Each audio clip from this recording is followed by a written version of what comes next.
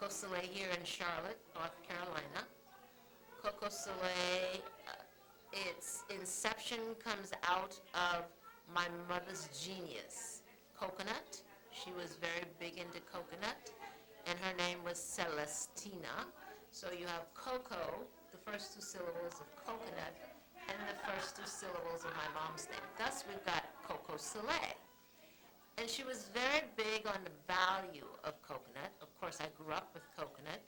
And so now we have an orchard, acres and acres of coconut. I grew up in the Bahamas on an island called Mayaguana in the Bahamas, one of the eastern islands of the Bahamas. So we have a coconut orchard that my mom started. She planted one for every child, every time she had a child. And then when there were grandchildren, she started planting coconuts for each grandchild. So over the years, over the decades, we have hundreds and hundreds of coconut trees. Some that she planted and some that were just grew where they fell. I started the business about accidentally 20 years ago, not as a business, but out of my need for finding things that did not irritate my skin. I was just very allergic to anything with fragrance, anything that had any toxins in it. About 20 years ago, I just said there has to be a better way. There has to be something better. So I would create something and I'd share it with my friends and they'd say, you need to be selling this, because they were having some of the same problems that I was having. And so I'd share what I created with them.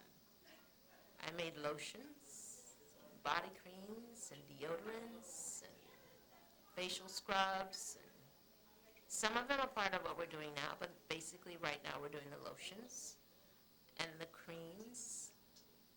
And I get some really great response from people who are using it for other needs that works for them.